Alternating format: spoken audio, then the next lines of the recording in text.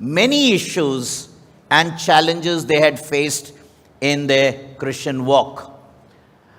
Particularly in Corinth, the early Christian community struggled with divisions, with immorality, with disputes over leadership, and very permissive lifestyles.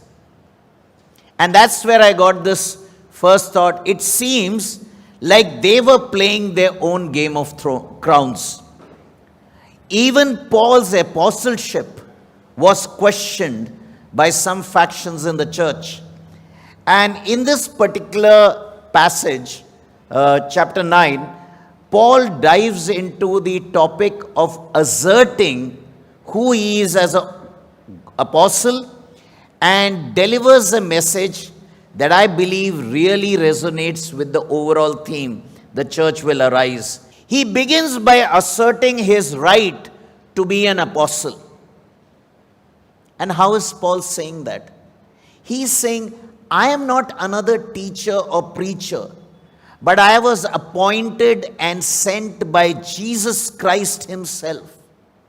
Now, in today's context, we might consider this like, he's being very arrogant.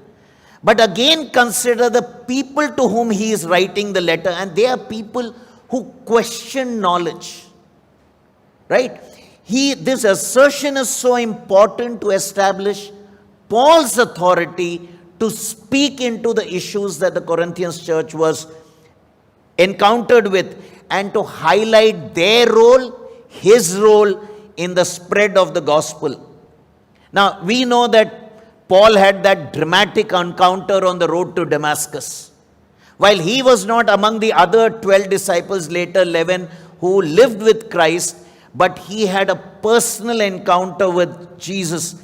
And then he gets called not just to be with the Jews, but to go to the Gentiles, to the people whom Jesus had said, you will gradually go into it.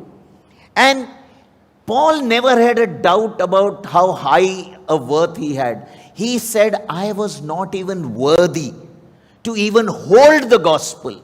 I was the one who persecuted the church, but it is God's grace who chose me for this task. And so, he continues, and I'm happy we have been addressing these. Second, the right to remuneration. Paul says, I have the right to ask for a living because I'm serving the cause of the kingdom.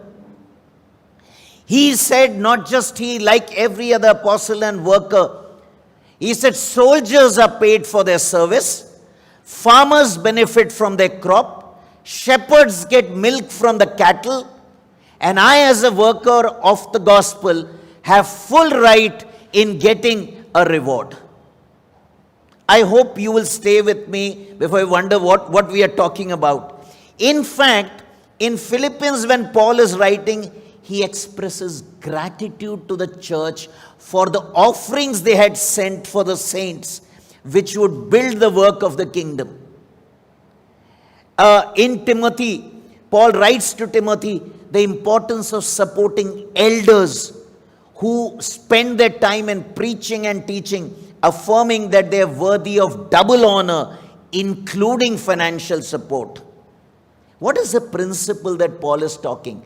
It's a principle of planting and harvesting.